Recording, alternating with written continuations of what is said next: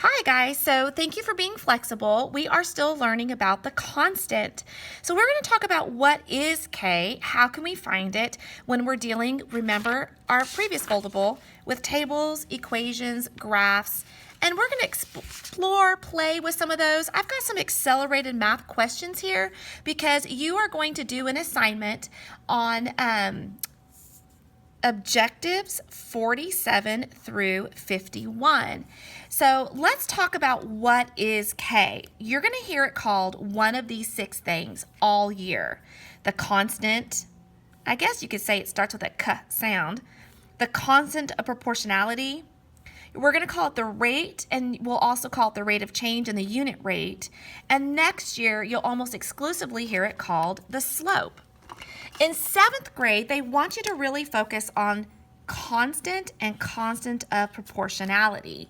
So all of your published work will probably have that in the directions, and you'll hear your teachers use it a lot.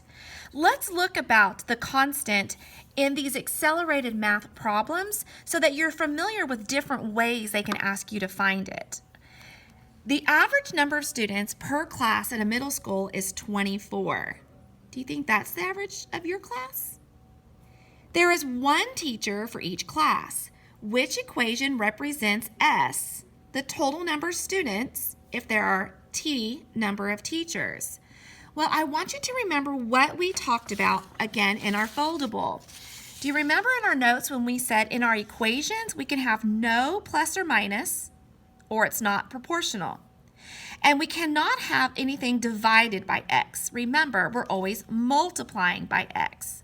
So anything with a plus or minus cannot be proportional, or if it's dividing by x. So let's look again. Which one of these can we cancel out?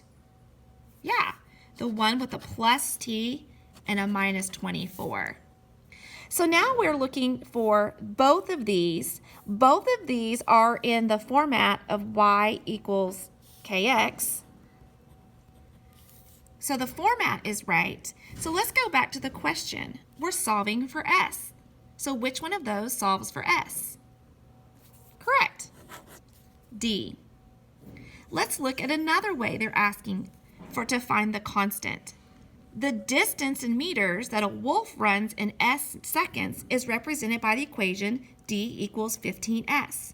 This is exactly what we did outside with our remote control cars. We did the distance equals the rate times the time.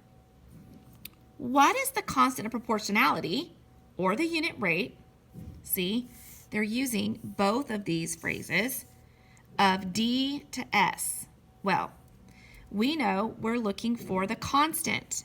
Again, with our notes, we know we can find the constant. It is the number being multiplied. When we open our foldable, we had these examples. We saw a whole number being multiplied, we saw a decimal being multiplied, and a fraction being multiplied. You can see that my x is hiding there. So, what number is being multiplied? It really is that simple. It's the 15. So it's A. All they could do to try to confuse you is mix up those numbers or put it in the denominator. Let's look at question number 3. The ordered pairs on the graph represent a proportional relationship. What is the, here it is, constant of proportionality of y to x? They're kind of giving you a hint right here. What you need to know is that to find the constant, all you ever have to do is divide y by x. It's taking the basic equation and rearranging the letters to solve for your k. So to solve for k, we divide y by x. So let's look at our chart. We know that this is our x-axis and this is our y. And when looking at a coordinate pair, it always goes x, y. So we can simply look at any of these that they give us and take the y. Remember, we're going to take y first and divide it by x. So here we go. Our y in this example here is 12 divided by our x, which is 9. All of our answers are in fraction form. So I'm simply going to reduce this down. So what number goes both into 12 and 9?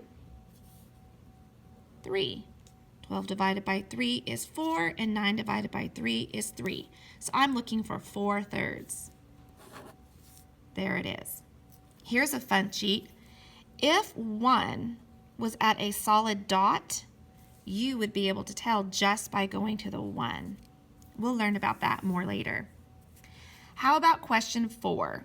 Which table demonstrates a proportional relationship between x and y? Again, we're taking our y's and dividing by our x's, and they should be a constant rate. So grab your calculator, and you're going to see which one of these are all of the y's over the x's the same. Will these be the same? No.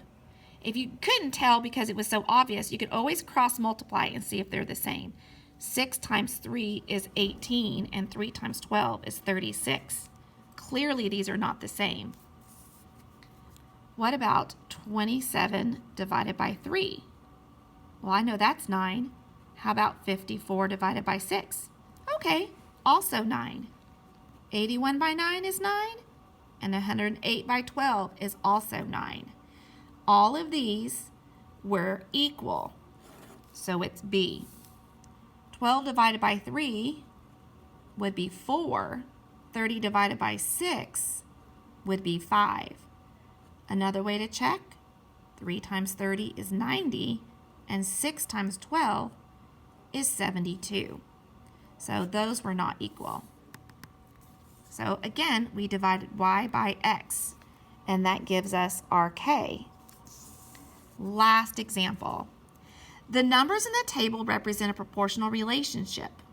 So they're saying, okay, 5/10 is 1/2, 10/20 is 1/2, 15/30 is 1/2. They're all proportional. Good job. What is the constant? Well, I think I just said it. Remember, 5 divided by 10 reduces to what? That's right, 1/2. All right, guys, you're going to do your own exercise on objectives 47 through 51. Use this as a reference. Please ask questions. Remember, as long as it's not a test, you can ask questions. Thank you.